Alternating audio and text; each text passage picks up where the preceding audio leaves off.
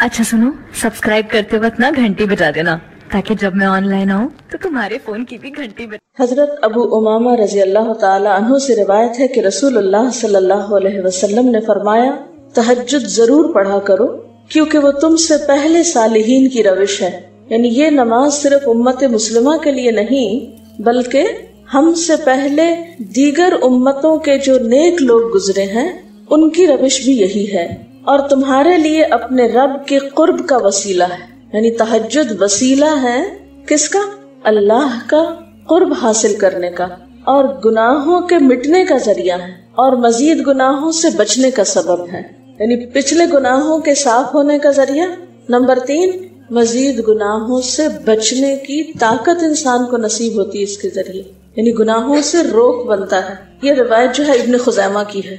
हजरत अबू हुरैरा रज़ी अल्लाह ताला अन्हु रिवायत करते हैं कि रसूलुल्लाह सल्लल्लाहु अलैहि वसल्लम ने फरमाया, उस शख्स पर अल्लाह की रहमत हो जो रात को उठा, फिर नमाज तहज्जुद पढ़ी, फिर अपनी बीवी को जगाया, फिर उसने नमाज पढ़ी, फिर अगर औरत गलबा नींद के बायस न जागी तो उसके मुंह पे पानी के छींटे मारे।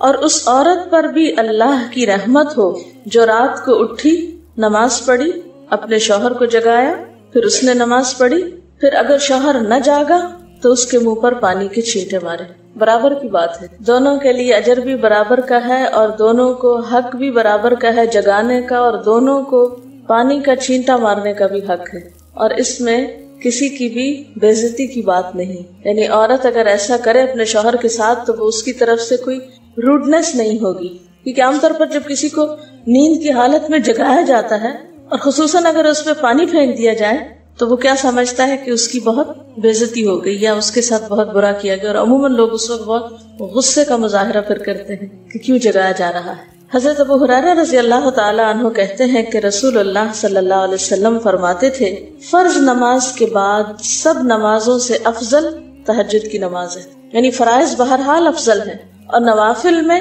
सबसे अफजल तहज्जुद की नमाज। रसूलुल्लाह सल्लल्लाहु अलैहि वसल्लम ने फरमाया, जब इंसान सोता है तो शैतान उसके सर की गुद्दी पर 3 गिरे लगाता है और कहता है कि रात बड़ी लंबी है, उसको थपकी देता है और कहता है लंबी रात है, अभी सोए रहो, अभी टाइम है, ठहर के उठना, यानी उसको सुलाए रखता है। अगर वो बेदार होकर अल्लाह का जिक्र करे, यानी आंख खुले और अल्लाह का जिक्र शुरू कर दे तो एक गिरा खुल जाती, शैतान के फंदे से इंसान आजाद होने लगता है। अगर वुजू करे तो दूसरी गिरा खुल जाती, अगर नमाज पढ़े तो तीसरी गिरा खुल जाती, और वो शादमान और पाक नफ्स होकर सुबह करता है। यानी जो शख्स सुबह नमाज के वक्त पर, तहज्जुद के वक्त या फिर कम से कम फजर के वक्त उठ जाता है, अल्लाह का जिक्र करते हुए वुजू करे और फिर नमाज पढ़ ले, सूरज निकलने से पहले पहले ये काम कर ले, तो वो एक मुतमईन शख्स की तरह उठता है, वरना उसकी सुबह खबीस और सुस्त नफ्स के साथ होती। आमतौर पर हम इत्मीनान की तलाश में रहते हैं, सुकून की तलाश में रहते हैं, और ये सोचते हैं कि हमें डिप्रेशन है या हमारे अंदर एक गम है, तो हम उसके असबाब नहीं जानते कि सबब क्या है। उनके असबाब में से एक बड़ा सबब शैतान की गिरफ्त में होना है, और शैतान अपनी गिरफ्त वैसे तो दिन के वक्त भी इंसान पर रखता है, लेकिन खुसूसन रात के वक्त जब इंसान सो जाता है तो वो नहीं चाहता कि सोता हुआ उठे इंसान। और अगर इंसान हिम्मत करके उठ जाता है, जिक्र करता है, वुजू करता है और नमाज पढ़ लेता है, तो यहीं से इत्मीनान क़ल्ब का आगाज हो जाता है, उसकी तसल्ली हो जाती है। रसूलुल्लाह सल्लल्लाहु अलैहि वसल्लम ने फरमाया, अल्लाह ताला हर रात आसमान दुनिया पर नुज़ूल फरमाते हैं, यानी जमीन से सबसे करीबी आसमान पर। जब 1/3 रात बाकी रह जाती है तो फरमाते हैं, है कोई जो मुझे पुकारे? उस वक्त अल्लाह ताला बंदों को पुकारते हैं, है कोई जो मुझे पुकारे, मैं उसकी दुआ कबूल करूं? है कोई जो मुझसे मांगे, मैं उसको दूं? है कोई जो मुझसे बख्शिश तलब करे तो मैं उसको बख्श दूं? गोया ये वक्त दुआ की कबूलियत का वक्त है, इंसान जो मांगे उसको मिलता है, और खुसूसी तौर पर बख्शिश के तलब करने का वक्त। जैसे कुरान पाक में आता है, वबिल अस्हारी हुम यस्तगफिरून, वबिल अस्हारी हुम यस्तगफिरून, और सहरी के वक्त वो इस्तिग़फार करते हैं। अब हो सकता है कि आप कहें कि नहीं, हमने तो जिंदगी में कोई खास गुनाह किए ही नहीं, इसलिए हमें तो बख्शिश की जरूरत ही नहीं। बख्शिश मांगे गुनाहगार लोग, हम तो नेक लोग हैं, नेक काम करते हैं, दिन रात कुरान पढ़ते पढ़ाते हैं, इसलिए हमारी तो जरूरत नहीं। نبی صلی اللہ علیہ وسلم جن کے اگلے پچھلے سب قصور معاف کر دیے گئے تھے، وہ اتنا لمبا قیام کرتے تھے کہ ان کے قدم مبارک سوج جاتے تھے۔ حضرت مغیرہ فرماتے ہیں رسول اللہ صلی اللہ علیہ وسلم نے اتنا لمبا قیام کیا رات کو کہ آپ کے پاؤں سوج گئے۔ آپ سے سوال کیا گیا کہ آپ اتنی مشقت کیوں کرتے ہیں، اپنے آپ کو اتنا کیوں تھکاتے ہیں، حالانکہ آپ کے تو سارے گناہ معاف کر دیے گئے۔ آپ نے فرمایا کیا میں اللہ کا شکر گزار بندہ نہ بنوں؟ یعنی صرف گناہوں کی بخشش ہی نہیں بلکہ نعمتوں پر شکر بھی واجب ہے۔ جہاں ایک طرف گناہوں کی بخشش انسان کے لیے اللہ کے قرب کے راستے ہموار کرتی ہے، وہاں اللہ تعالیٰ کا شکر ادا کرنا بندے کو اللہ کا قرب عطا کرتا ہے۔ اچھا، اب پہلی سنت میں آپ کو بتاؤں گی کہ اگر آپ تہجد کے وقت اٹھے ہیں تو سب سے پہلے آپ کیا پڑھیں گے۔ حضرت عائشہ رضی اللہ تعالیٰ عنہا فرماتی ہیں کہ رسول اللہ صلی اللہ علیہ وسلم جب رات کو تہجد کے لیے اٹھتے تو یہ پڑھتے 10 بار اللہ اکبر، 10 بار الحمدللہ، 10 بار سبحان اللہ و بحمدہ، 10 بار سبحان الملک القدوس، 10 بار استغفر اللہ، 10 بار لا الہ الا اللہ، اور پھر 10 بار اللہم اعوذ بک من ضیق الدنیا و ضیق یوم القیامہ، میں تیری پناہ میں آتا ہوں دنیا کی تنگی سے اور قیامت کے دن کی تنگی سے۔ اللہم اعوذ بک من ضیق ضاد یہ قاف من ضیق الدنیا و ضیق یوم القیامہ، یہ بھی 10 بار۔ اور پھر فرماتے اللہم اغفر لی واہدنی وارزقنی وعافنی، پھر وضو کرتے اور تہجد شروع کرتے، یعنی یہ بھی وضو سے پہلے آپ پڑھ لیتے تھے۔ تو آپ کیا کر سکتے ہیں، جیسے آنکھ کھلی یا بستر پر لیٹے ہیں تو بعض اوقات ایسا ہوتا ہے نا کہ انسان سوچتا ہے اچھا ایک سائڈ پہ سو کے اتنے تھکے ہوئے ہوتے ہیں کہ آپ ایک دم نہیں اٹھ پاتے۔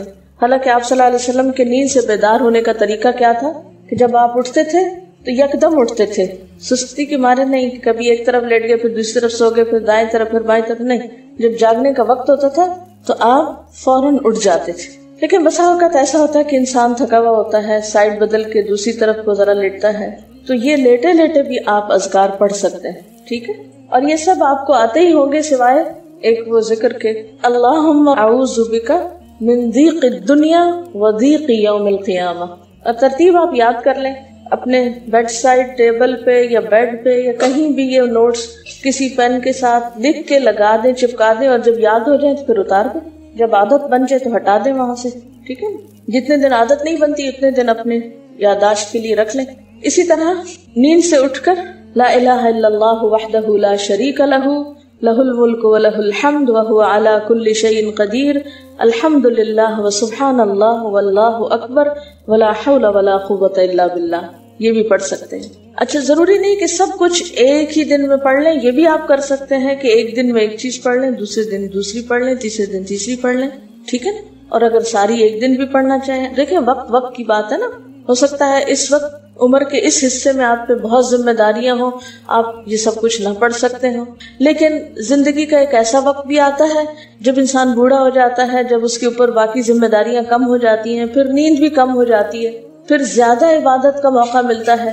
تو ایسے میں جب انسان کے پاس عبادت کے لیے وقت اور موقع زیادہ ہو تو پھر یہ ساری چیزیں بھی پڑھ لیں، ٹھیک ہے نا۔ پھر اسی طرح یعنی یہ جو روایت ہے کہ جس میں آپ صلی اللہ علیہ وسلم نے فرمایا جو شخص نیند سے جاگے، اور یہ تہجد کے وقت ہی نہیں، اگر فجر کے لیے بھی آپ اٹھ رہے ہیں تو یہ دعا پڑھ سکتے ہیں، لا الہ الا اللہ وحدہ لا شریک لہ، اور پھر الحمدللہ وسبحان اللہ واللہ اکبر ولا حول ولا قوۃ الا باللہ، پھر کہے اللہم اغفر لی، پھر کیا پڑھے اللہم اغفر لی، یا کوئی اور دعا کرے تو قبول ہوگی، اور اگر وضو کر کے نماز پڑھے تو وہ بھی قبول کی جائے گی۔ صبح اٹھتے ہی اللہ کی تعریف، اور آپ کو معلوم ہے کہ یہ جو چوتھا کلمہ ہے نا لا الہ الا اللہ وحدہ، اس کو دعا بھی کہا گیا، حالانکہ اس میں صرف اللہ تعالیٰ کی حمد و ثنا، اور یہ یوم عرفہ کی دعا ہے۔ حدیث میں آتا ہے کہ مجھے اور مجھ سے پہلے انبیاء کو اس دن کی جو بہترین دعا سکھائی گئی، یعنی یوم عرفہ کی دعا، وہ لا الہ الا اللہ وحدہ لا شریک لہ، حالانکہ اس میں مانگنے کی تو کوئی چیز ہی نہیں،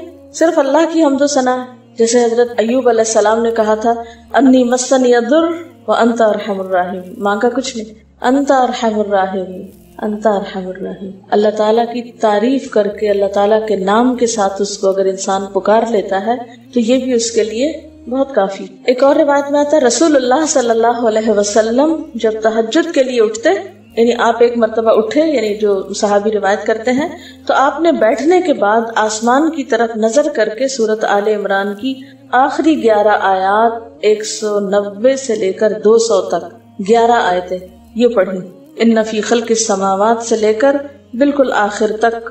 یعنی ضروری نہیں کہ کھڑے ہو کر آپ آسمان کی طرف دیکھیں، آپ اٹھے ہیں، چارپائی پہ بیٹھے ہوئے ہیں، ابھی وضو کے لیے نہیں گئے، بیٹھ کے آسمان کی طرف دیکھ کے پڑھ کے پھر اٹھ سکتے ہیں.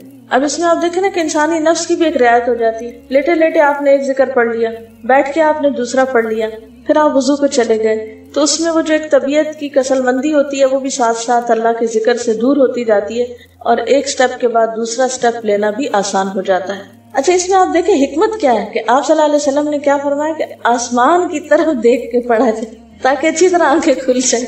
تو زبانی یاد کرنے کا مطلب یہ نہیں کہ آپ آنکھیں بند کر کے سوئے سوئے پڑھیں، کیونکہ بعض اوقات ایسا ہوتا ہے نا، آنکھ کھلتی ہے، ذکر شروع کرتے ہیں اور پھر پتہ ہی نہیں چلتا اور ذکر آدھے میں رہ جاتا ہے اور سو چکے ہوتے ہیں. اور پھر اگر آپ کو زبانی یاد نہیں ہوگی نا، دیکھ کے پڑھیں گے تو وہ الماری کی طرف ہی دیکھتے رہیں گے، آسمان کی طرف نہیں دیکھ سکیں گے، تو پھر سنت پوری نہیں ہو سکے گی. اور اسی طرح حضرت ابن عباس روایت کرتے ہیں کہ جب رسول اللہ صلی اللہ علیہ وسلم رات کو تہجد کے لیے کھڑے ہوتے تو اللہ پر تکبیر تحریمہ کے بعد یہ دعا پڑھتے، اللہم لک الحمد انت قیم السماوات والارض ومن فیہن ولک الحمد لک ملک السماوات والارض ومن فیہن ولک الحمد انت نور السماوات والارض ولک الحمد انت ملک السماوات والارض ولک الحمد انت الحق ووعدك الحق ولقاؤك حق وقولك حق والجنة حق والنار حق والنبيون حق ومحمد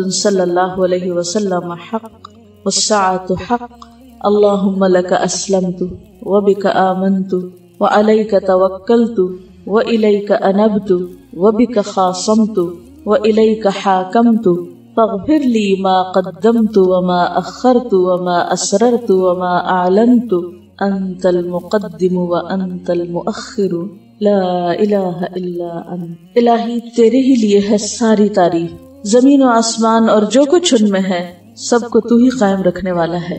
تیرے ہی لیے ہے ساری تعریف، زمین و آسمان اور جو کچھ ان میں ہے اس سب کی بادشاہی تیرے ہی لیے ہے. تیرے ہی لیے ہے ساری تعریف، تو ہی روشن کرنے والا ہے زمین و آسمان کو، تیرے ہی لیے ہے ساری تعریف.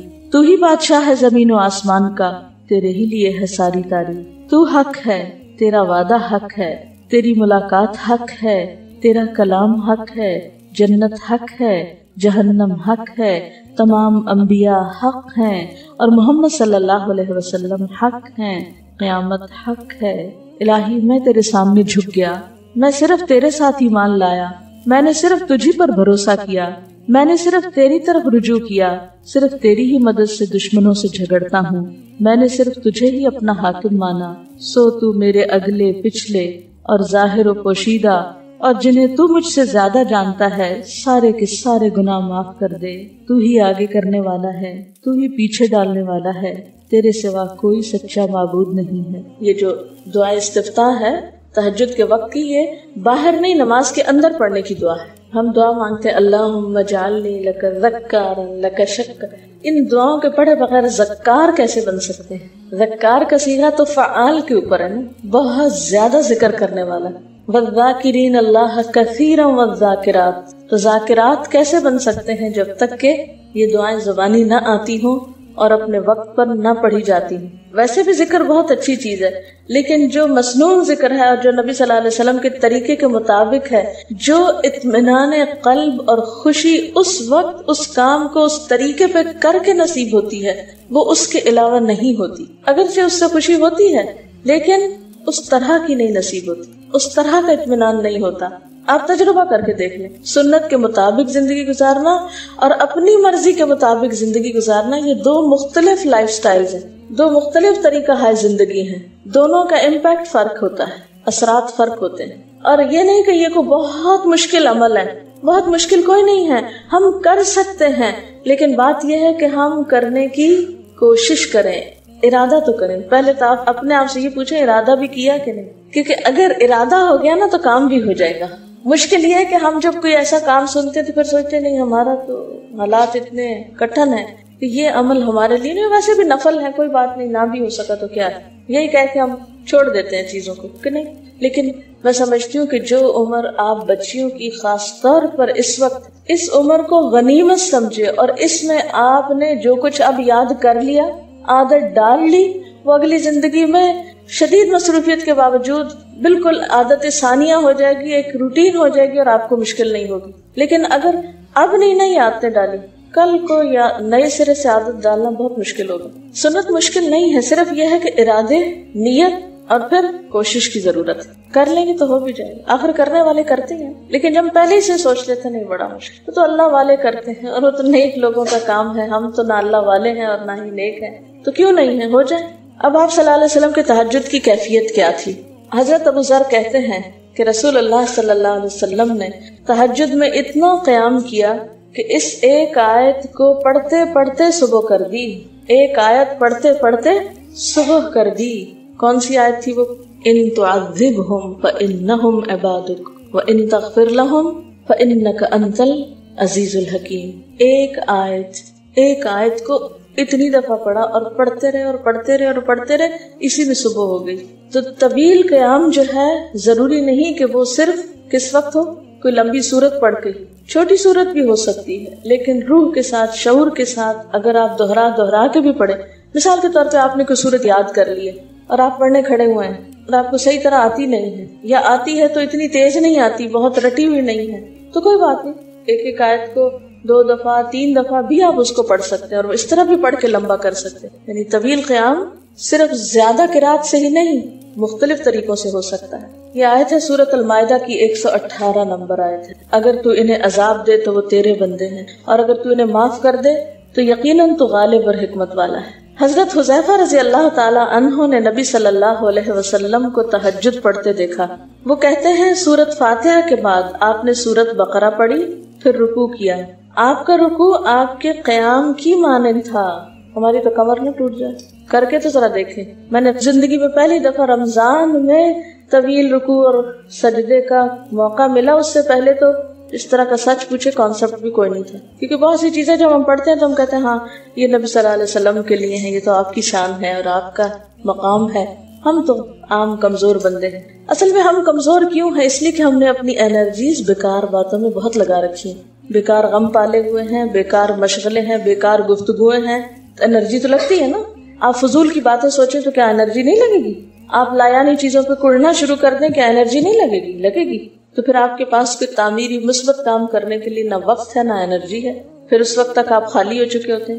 رات کو دیر تک آپ اگر فضول گپ شپ کرتے رہے تو صبح اٹھے گا کون اور پھر صبح پڑھے گا کون؟ اور اگر پڑھے بھی تو کیا پڑھے اس میں؟ کبھی آپ نے سوچا کہ احادیث کی یہ جو کتابیں ہیں یہ ساری کی ساری صرف آپ کی گفتگو نہیں، آپ کے عمل کا بھی احاطہ کیے ہوئے ہیں، اور ٹوٹل آپ کی گفتگو یہی ہے.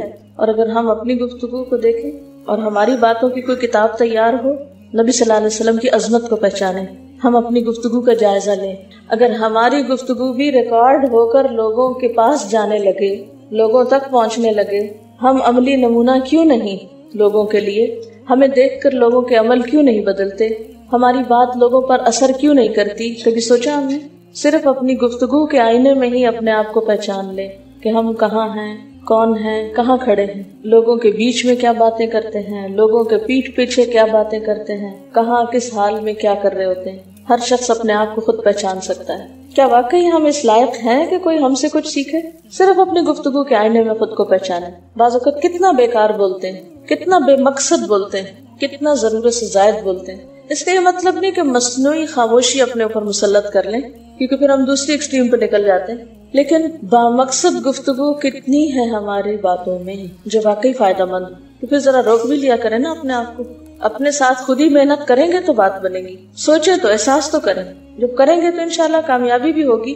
لیکن پہلی بات تو یہ نا کہ ہم جو کچھ کرتے ہیں نہ اس کا حساب کرتے ہیں، نہ اس کے بارے میں سوچتے ہیں کہ ہم کر کیا رہے ہیں. ہمیں نیکی نہ کرنے کا موقع یا ہمارے نیکی نہ کرنے کا ایک سبب اور ایک بڑی وجہ ہماری انرجیز کا بیکار چیزوں میں استعمال ہونا ہے، فضول کی سیاست میں ملوث ہونا ہے.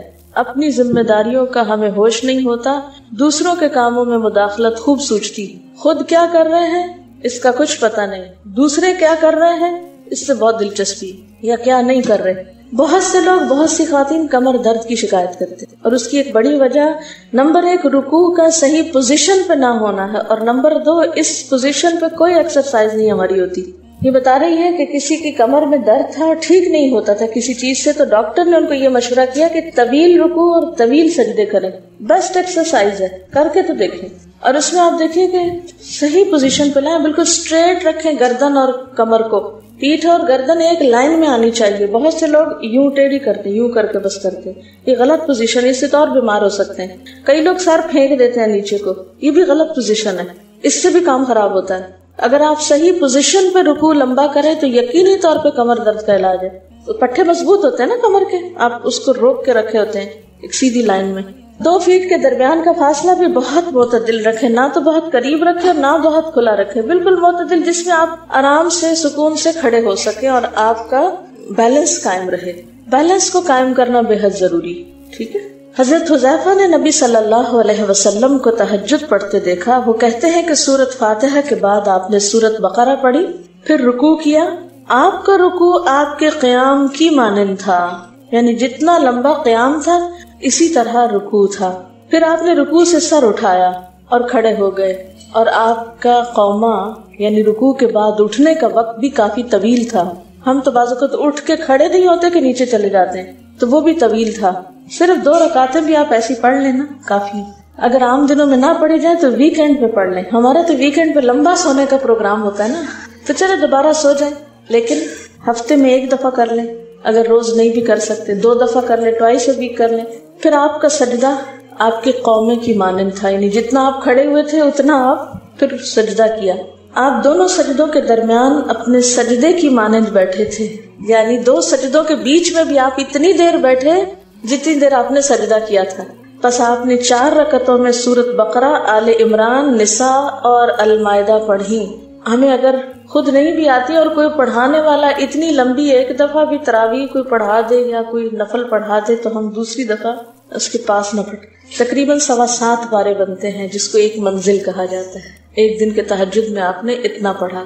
اور یہ تو قرآن کی قرات تھی، لیکن بیچ کے وقفوں میں تسبیحات اور اللہ کی تعریف اور حمد و ثنا اور ذکر، یہ آپ پر بس تھا.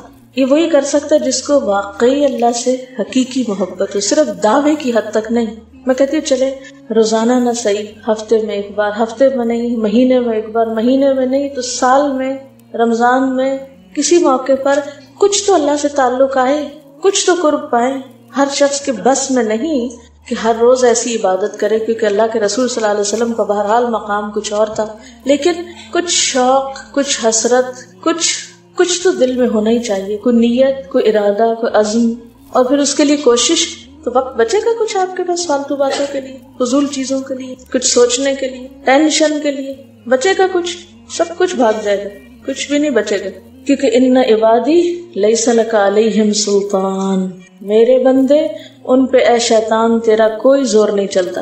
بس چلتا ہی نہیں ان پہ، تیرا سارا زور ہی ان پہ چلتا ہے جو فالتو ہوتے ہیں. فالتو ذہن جو ہوتا ہے وہ شیطان کا گھر ہوتا ہے. حضرت حذیفہ بیان کرتے ہیں کہ میں ایک رات آپ صلی اللہ علیہ وسلم کے ساتھ نفلی نماز میں شریک ہو گیا. آپ نے سورۃ بقرہ شروع کر دی. میں نے سوچا کہ آپ 100 آیات پڑھ کر رکوع میں چلے جائیں گے، مگر آپ پڑھتے گئے. میں نے خیال کیا کہ سورۃ بقرہ کو 2 رکعتوں میں پڑھیں گے، لیکن آپ پڑھتے رہے. آپ نے سورۃ بقرہ ختم کر کے سورۃ نساء شروع کر دی، پھر ختم کر کے آل عمران پڑھنی شروع کر دی، اس کو بھی ختم کر دیا. آپ نہایت آہستگی سے پڑھتے جاتے تھے. جب ایسی آیت تلاوت کرتے جس میں سبحان اللہ کہنے کا حکم ہوتا ہے، جیسے سبح بحمد رب جیسے مثال کے طور پر، تو سبحان اللہ کہتے. اگر کچھ مانگنے کا ذکر ہوتا تو سوال کرتے، اگر پناہ مانگنے کا ذکر ہوتا تو اعوذ باللہ پڑھتے.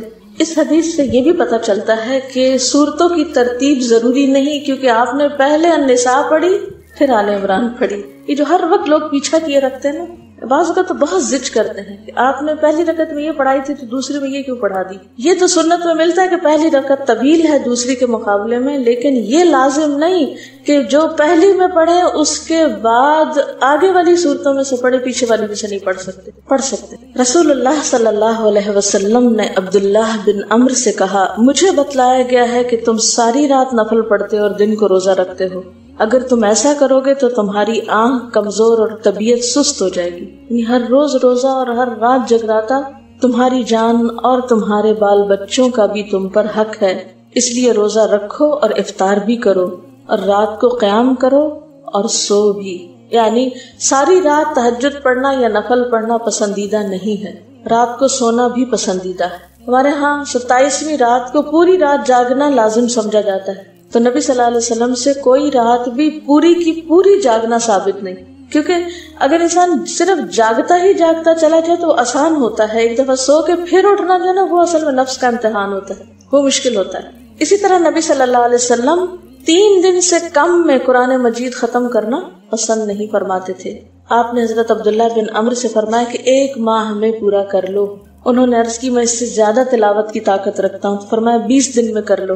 ان کا میں اس سے زیادہ کی طاقت رکھتا ہوں، فرمایا 7 دن میں ختم کر لیا کرو، اس سے زیادہ کی اجازت نہیں، یعنی وہ ایک منزل کر کے۔ صحابہ کرام چونکہ اس زمانے میں مصحف اس طرح تھوڑے چھپے ہوئے تھے کہ کتابوں کی شکل میں ہوں، جو قرآن تھا لوگوں کے سینوں میں تھا، یاد کیے ہوئے تھے، اور وہ یاد کیا ہوا کہیں صبح کے وقت الگ بیٹھ کے نہیں پڑھا کرتے تھے، وہ کہاں پڑھتے تھے؟ تہجد میں نماز کے اندر پڑھا کرتے تھے۔ اب یہ تو ہم لوگوں کی مشکل ہوگی نا کہ ہمیں آتا کچھ نہیں زبانی، تو پھر ہم دیکھ کے پڑھتے ہیں تو نماز میں پھر وہ مشکل ہوتا ہے، تو الگ رکھ کے پھر اس کو پڑھ رہے ہوتے ہیں، ٹھیک ہے۔ لیکن زیادہ بہترین پڑھنا نماز کے اندر کا پڑھنا ہے، اگرچہ دیکھ کے پڑھنے کی اس میں بھی اجازت ہے، لیکن ان کی چونکہ شدید حرص تھی حضرت عبداللہ بن عمرو کی، تو آپ نے ان کو 3 دن کی پھر اجازت دے دی تھی، اور آپ نے فرمایا کہ اس شخص کو قرآن کی کچھ سمجھ نہیں ہو سکتی جو 3 سے بھی کم دن میں قرآن پڑھے۔ نبی صلی اللہ علیہ وسلم نے فرمایا جو شخص رات کے نوافل میں 200 آیات تلاوت کرتا ہے وہ اطاعت گزار مخلص لوگوں میں شمار ہوتا ہے۔ انہ من عبادنا المخلصین، وہ آتا ہے نا قرآن پاک میں انبیاء کی صفت میں سے۔ تو جو شخص رات کو نماز میں یعنی نفل میں 200 آیات تک تلاوت کرتا ہے وہ اطاعت گزار مخلص بندوں میں شمار ہوتا ہے۔ اور سنن دارمی میں واضح طور پر آتا ہے کہ نبی صلی اللہ علیہ وسلم ساری رات نوافل نہیں پڑھا کرتے تھے۔ سورۃ الدہر میں آتا ہے اور رات کے کچھ حصے میں پھر اس کے لیے سجدہ کرو اور لمبی رات تک اس کی تسبیح کیا کرو۔ سورۃ بنی اسرائیل میں ہے وَمِنَ اللَّيْلِ فَتَهَجَّدْ بِهِ نَافِلَةً لَكَ عَسَىٰ أَن يَبْعَثَكَ رَبُّكَ مَقَامًا مَحْمُودًا۔ اور رات کو آپ تہجد کی نماز ادا کیجیے، یہ آپ کے لیے زائد نماز ہے، یعنی باقیوں کے لیے 5 ہے اور آپ کے لیے یہ 6۔ این ممکن ہے کہ آپ کا رب آپ کو مقام محمود پر فائز کر دے۔ آغاز میں تہجد فرض تھی۔ زرارہ سے روایت ہے کہ سعد بن ہشام بن عامر کہتے ہیں کہ میں نے عائشہ رضی اللہ عنہا سے کہا مجھے رسول اللہ صلی اللہ علیہ وسلم کے رات کے قیام کے بارے میں خبر دیں، تو انہوں نے کہا کیا تم یا ایھا المزمل نہیں پڑھتے؟ میں نے کہا کیوں نہیں؟ انہوں نے کہا بے شک اللہ عز و جل نے اس سورت کے آغاز میں رات کا قیام فرض قرار دیا تو اللہ کے نبی صلی اللہ علیہ وسلم اور آپ کے ساتھیوں نے سال بھر قیام کیا، اور اللہ نے اس سورت کی آخری آیت 12 ماہ تک آسمان پر روکے رکھی، یہاں تک کہ اللہ نے سورت کے آخر میں تخفیف کا حکم نازل فرمایا تو رات کا قیام فرض ہونے کے بعد نفل میں تبدیل ہو گیا۔ اس نے جان لیا کہ تم ہرگز اس کی طاقت نہیں رکھو گے، سو اس نے تم پر مہربانی فرمائی تو قرآن میں سے جو میسر ہو پڑھو، چھوٹی سورت بڑی سورت جتنا بھی۔ اس نے جان لیا کہ یقیناً تم میں سے کچھ بیمار ہوں گے، کچھ دوسرے زمین میں سفر کریں گے، اللہ کا فضل تلاش کریں گے، بزنس ٹرپس، اور کچھ دوسرے اللہ کی راہ میں لڑیں گے، بس اس میں سے جو میسر ہو پڑھو اور نماز قائم رکھو اور زکوٰۃ دو اور اللہ کو قرض دو، اچھا قرض دینا، اور جو نیکی بھی تم اپنی جانوں کے لیے آگے بھیجو گے اسے اللہ کے ہاں پاؤ گے کہ وہ بہتر اور ثواب میں کہیں بڑی ہے۔ نبی صلی اللہ علیہ وسلم کا اس تخفیف کو جاری رکھنا۔ حضرت عائشہ سے روایت ہے، کہتی ہیں کہ رسول اللہ صلی اللہ علیہ وسلم آدھی رات کو گھر سے نکلے اور مسجد میں نماز پڑھی، کچھ لوگوں نے بھی آپ کی نماز کے ساتھ نماز ادا کی۔ صبح کو لوگوں نے اس بارے میں بات چیت کی، چنانچہ دوسری رات لوگ پہلے سے زیادہ جمع ہو گئے۔ رسول اللہ صلی اللہ علیہ وسلم دوسری رات بھی باہر تشریف لائے اور لوگوں نے آپ کی نماز کے ساتھ نماز پڑھی، لوگ صبح اس کا تذکرہ کرتے رہے۔ تیسری رات مسجد میں آنے والے اور زیادہ ہو گئے، آپ باہر تشریف لائے اور لوگوں نے آپ کی نماز کے ساتھ نماز پڑھی۔ جب چوتھی رات ہوئی تو مسجد نمازیوں کے لیے تنگ ہو گئی اور رسول اللہ صلی اللہ علیہ وسلم نکل کر ان کے پاس تشریف نہ لائے، تو ان میں سے کچھ لوگوں نے نماز نماز پکارنا شروع کر دیا، لیکن رسول اللہ صلی اللہ علیہ وسلم باہر ان کے پاس تشریف نہ لائے، حتیٰ کہ آپ فجر کی نماز کے لیے تشریف لائے۔ پھر جب فجر کی نماز پوری کر لی تو لوگوں کی طرف متوجہ ہوئے، پھر شہادتین پڑھ کر فرمائے خطبہ دیا، اما بعد، آج رات تمہارا حال مجھ سے مخفی نہ تھا، یعنی مجھے پتا تھا تم انتظار کر رہے ہو، لیکن مجھے ڈر ہوا کہ رات کی نماز تم پر فرض نہ کر دی جائے، پھر تم اس کی ادائیگی سے عاجز آ جاؤ، تو اس لیے میں نہیں نکلا۔ کتنا خیال تھا کہ امت مشقت میں نہ پڑے، ورنہ اس وقت کے لوگوں کی تو ہمتیں اور تھی، شوق میں وہ پڑھ لیتے اور پھر ہم سب پر بھی ایک ذمہ داری عائد ہو جاتی۔ کئی لوگ کہتے ہیں نا کیا تراویح پڑھیں، ضروری ہے تراویح پڑھنا، اور یہ جماعت سے کیوں پڑھتے ہیں آپ لوگ؟ نبی صلی اللہ علیہ وسلم تو اپنے نفل اکیلے پڑھتے تھے۔ پھر یہ 3 دن جو پڑھایا یہ اس وجہ سے پڑھایا تاکہ جماعت سے پڑھنے کا بھی ایک جواز ہو۔ ایک خاتون بہت پریشان میرے پاس آئی اور ماشاءاللہ بہت پڑھی لکھی سمجھدار خاتون، کہتی میں ساری زندگی تراویح کا اہتمام کرتی رہی ہوں، ریسنٹلی کسی نے مجھے شک میں ڈال دیا کہ جی تراویح کا تو لفظ ہی نہیں ہے قرآن و سنت میں، اور جماعت سے پڑھنے کا کہاں حکم ہے، اور اس قسم کی بہت سی باتیں۔ اتفاق کی بات کہ انہی دنوں میں نے ایک آرٹیکل پڑھا تھا اور ریفرنس تازے مجھے یاد تھے سب، تو میں نے ان کو دکھایا تو وہ سکون میں آ گئی۔ کہتی ہے 3 دن سے میں مسجد ہی نہیں گئی، 3 دن سے، رمضان کا مہینہ تھا یہ 3 دن سے میں نے نماز ہی نہیں پڑھی کیونکہ کسی نے مجھے شک میں ڈال دیا یہ ہے ہی نہیں۔ آپ نے اس لیے نہیں مسلسل جماعت سے پڑھوائی کہ کہیں لوگوں پہ فرض ہی نہ ہو جائے، یہ رمضان ہی کا موقع تھا۔ اور پھر حضرت عمر رضی اللہ عنہ نے سب کو اس پر اکٹھا کیا، ورنہ کیا ہوتا تھا کوئی کہیں پڑھا رہا ہے، کوئی کہیں پڑھ رہا ہے، کوئی کہیں، تو وہ ایک اجتماعیت کی ضرورت ہوتی ہے، وہ پھر اس طرح پیدا ہوئی۔ تو اس لیے سب کہتے ہیں بدعت تھی، بدعت نہیں تھی کیونکہ اس کی دلیل موجود تھی۔ بدعت وہ ہوتی ہے کہ جس کی کوئی دلیل ہی نہیں، یہاں یہ 3 دن پڑھی ہے یہ کم دلیل ہے، اور پھر آپ نے خود واضح بھی کیا کہ میں اس سے زیادہ اس لیے نہیں کروا رہا کہ یہ فرض نہ ہو جائے تم پر۔ نبی صلی اللہ علیہ وسلم کا تہجد کا خوب اہتمام کرنا۔ نبی صلی اللہ علیہ وسلم نماز تہجد میں اتنا قیام فرماتے کہ آپ کے قدم یا پنڈلیوں پہ ورم آ جاتا تھا۔ بس جب آپ سے اس کے متعلق کچھ عرض کیا جاتا تو آپ فرماتے کیا میں اللہ کا شکر گزار بندہ نہ بنوں؟ یہ ہے شکرانے کے نفل، کہ آپ تہجد جو پڑھتے تھے اسی کو ہی شکرانہ قرار دیتے اور لمبا قیام کرتے۔ ہم جو شکرانے کے نام پہ نفل پڑھتے بھی ہیں تو وہ کیسے پڑھتے ہیں، کتنی جلدی پڑھتے ہیں۔ عبداللہ بن عمیر نے حضرت عائشہ سے کہا رسول اللہ صلی اللہ علیہ وسلم کا کوئی تعجب انگیز عمل جو آپ نے دیکھا وہ بیان کرے۔ وہ رونے لگی اور کہا آپ راتوں میں سے ایک رات کو کھڑے ہوئے اور فرمایا اے عائشہ مجھے چھوڑ دو کہ میں اپنے رب کی عبادت کر لوں۔ کہتی ہے میں نے کہا اللہ کی قسم میں آپ کی قربت کو پسند کرتی ہوں، یعنی میں چاہتی ہوں آپ میرے پاس رہیں، لیکن وہ چیز بھی پسند ہے جو آپ کو خوش کر دے۔ کہتی ہے آپ اٹھے، وضو کیا اور نماز کے لیے کھڑے ہو گئے۔ آپ مسلسل روتے رہے یہاں تک کہ آپ کی گود بھیگ گئی، پھر روئے اور روتے رہے حتیٰ کہ زمین تر ہو گئی۔ اتنے میں بلال رضی اللہ عنہ نماز فجر کی اطلاع دینے کے لیے آئے۔ جب انہوں نے آپ کو روتا ہوا پایا تو کہا اللہ کے رسول آپ اتنا کیوں رو رہے ہیں، حالانکہ اللہ نے آپ کے اگلے پچھلے گناہ معاف کر دیے ہیں۔ آپ نے فرمایا کیا میں اللہ کا شکر گزار بندہ نہ بنوں؟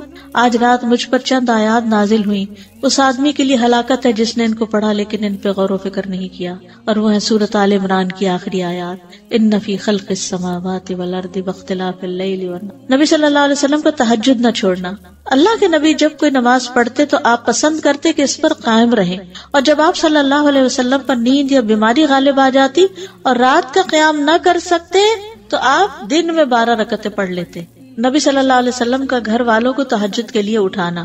حضرت علی بن ابی طالب رضی اللہ عنہ سے روایت ہے کہ رسول اللہ صلی اللہ علیہ وسلم رات کے وقت میرے اور فاطمہ کے پاس تشریف لائے اور ہمیں نماز تہجد کے لیے جگایا۔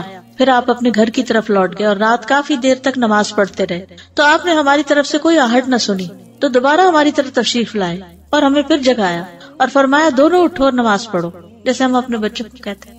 میں آنکھیں ملتا وہ اٹھ کر بیٹھ گیا اور کہہ رہا تھا اللہ کی قسم بے شک ہم تو وہی نماز پڑھیں گے جو اللہ نے ہماری قسمت میں لکھی۔ یقیناً ہمارے نفس اللہ کے ہاتھ میں، وہ اگر چاہے گا کہ ہمیں اٹھائے تو ہمیں اٹھا دے گا۔ کہتے پھر رسول اللہ صلی اللہ علیہ وسلم اپنی ران پہ ہاتھ مارتے ہوئے تشریف لے گئے اور فرما رہے تھے ہم وہی نماز پڑھیں گے جو اللہ نے ہماری قسمت میں لکھی ہے۔